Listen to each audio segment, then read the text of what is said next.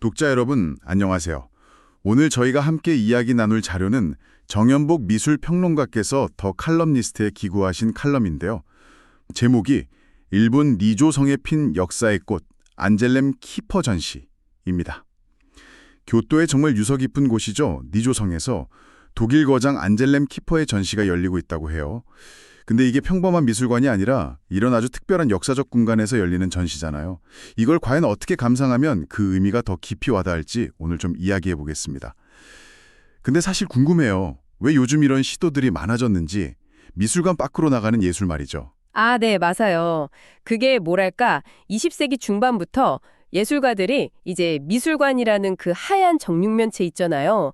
그 공간이 오히려 작품을 좀 맥락에서 분리시킨다. 이런 생각들을 하기 시작했어요. 그래서 특정 장소의 역사나 사회, 문화 이런 거랑 직접적으로 관계를 맺는 장소 특정적 예술이라고 하죠. 이게 중요해진 거예요. 장소 특정적 예술이요. 네, 작품이 놓이는 그 장소 자체가 작품의 일부가 되고요. 또 서로 의미를 막 주고받는 거죠. 단순히 배경이 아니라 아예 공간이랑 작품이 같이 숨쉬는 거라고 보시면 돼요. 아, 그러니까 그 작품이 딱 그 장소에 있어야만 완전해지는 거군요. 마치 그 공간을 위해 만들어진 것처럼요. 칼럼에서도 베르사유 궁전의 제프 쿤스 전시나 테이트 모던 같은 예시를 들었죠. 네네, 그렇죠. 오래된 발전소를 미술관으로 바꾼 테이트 모던이나 독일의 재해 졸버레인 탄광 같은 경우도 아주 좋은 예시고요. 그렇군요. 그럼 이번 전시가 열리는 니조성은 어떤 무게감을 가진 곳인가요? 그냥 오래된 성은 아닐 텐데요. 아, 그럼요. 니조성은 정말 중요한 곳이죠. 그냥 오래된 성이 아니라 에도 막부의 시작과 끝을 상징하는 뭐랄까 역사의 현장 같은 곳이에요. 14세기 초에 도쿠가와 이에야스가 교토에 올 때 머물 숙소 겸 또 쇼군의 권위를 과시하려고 지었고요. 그러다가 19세기 말에는 마지막 쇼군이 바로 여기서 권력을 천황에게 돌려주면 그 유명한 대정봉환을 선언했거든요. 아, 대종봉안이 거기서 있었군요. 정말 한 시대의 흥망성쇠가 다 담겨 있는 곳이네요. 세계문화유산이기도 하고요. 맞습니다. 근데 이번 전시는 또 그 화려한 궁전 건물이 아니에요. 평소에는 잘 공개하지 않는 옛날 부엌 공간에서 열린다는 점이 아주 흥미롭습니다. 부엌이요. 쇼군의 권력 이런 이미지와는 좀 거리가 느껴지는데요. 그 대비가 혹시 의도된 걸까요? 그럴 수도 있겠죠. 칼럼 보니까 입구 마당에서부터 아주 압도적인 작품이 있다고 하던데요. 라라는 작품인데 높이가 9m나 되는 납조각이라고요. 9m요? 와, 거대하네요. 네, 이집트 태양신 라를 형상화한 건데 몸통은 팔레트 모양이고 기둥에는 뱀이 이렇게 똬리를 틀고 있어요. 키퍼한테 이 납이라는 재료가 굉장히 중요해요. 나비요. 왜 특별한가요? 납은 일단 무겁잖아요. 그리고 변형되기도 쉽고 또 무언가를 보호하는 성질도 있고요. 뭐랄까 연금술과도 관련이 있어서 변화와 재생의 상징이기도 하고요. 키퍼는 이 납을 통해서 인류 역사의 무게, 기억, 또 그 안에 있는 상처와 치유의 가능성 같은 걸 다 담아내려고 하는 것 같아요. 이 라 조각도 보면 그 무게 속에서도 하늘을 향해서 날갯짓하는 듯한 모습이거든요. 재료 자체에서 역사의 무게 같은 게 느껴지는군요. 고통 속에서도 희망을 이야기하는 듯하고요. 그렇죠. 예술을 통한 어떤 치유, 구원, 그런 메시지를 보여주는 것 같습니다. 그럼 그 부엌 안으로 들어가면요. 또 다른 대작이 있다고 하던데요. 옥타비오 파스를 위해라는 회화 작품이요? 네, 이것도 정말 강렬한 작품이죠. 원폭으로 폐허가는 히로시마를 배경으로 절규하는 얼굴이 그려져 있고요. 물감만 쓴 게 아니라 숯, 돌, 뭐 이런 재료들을 막 붙여서 굉장히 입체적이에요. 숯이랑 돌까지요? 표면 질감이 엄청날 것 같은데요.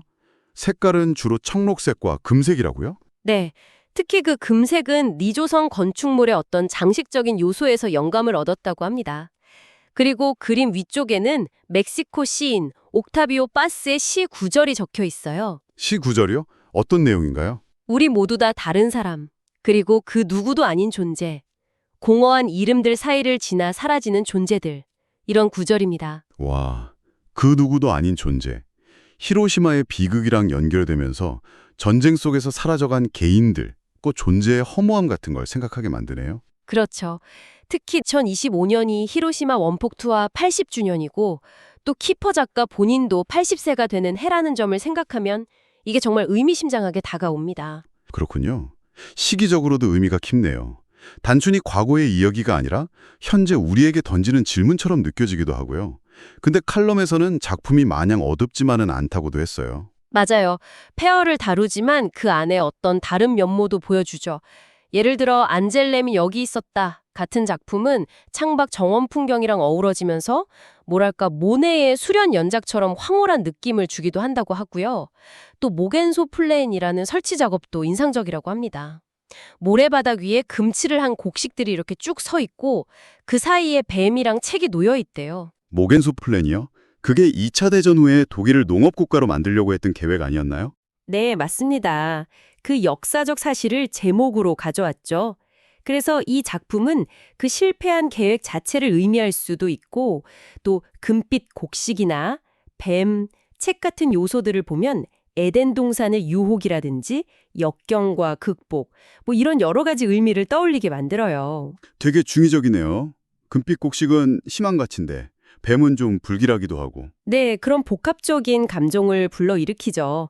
주변에 요셉의 꿈이나 데메테르 같은 다른 작품들도 있는데 이런 작품들과 함께 보면 결국 시련 뒤에 오는 어떤 생명력, 희망 같은 것으로 해석할 수 있습니다. 그러니까 키퍼가 평생 다뤄온 그 전쟁, 역사의 상언과 치유라는 주제가 이 니조성이라는 공간, 에도 목베의 흥망성쇠를 기억하는 이 공간과 만나면서 더 깊은 울림을 만들어내는 거군요. 정확합니다.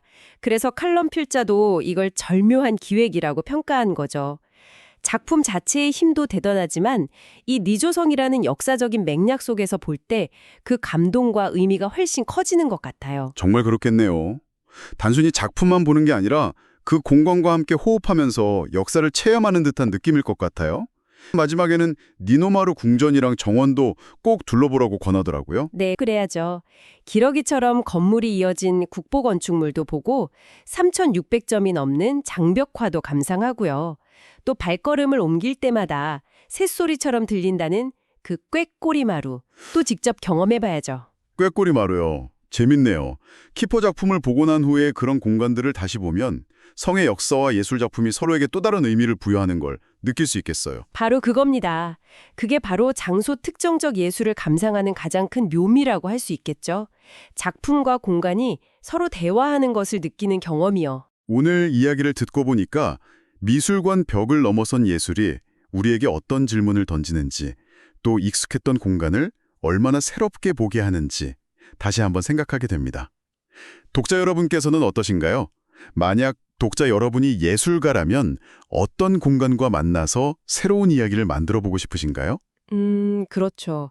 어쩌면 아주 평범한 우리 일상의 공간이 예술을 통해서 굉장히 특별한 의미를 갖게 되는 그런 순간을 상상해보는 것만으로도 꽤 흥미로운 경험이 될 것 같습니다. 오늘 이야기를 나눈 칼럼의 원문은 더 칼럼니스트 홈페이지를 방문하시면 보실 수 있습니다.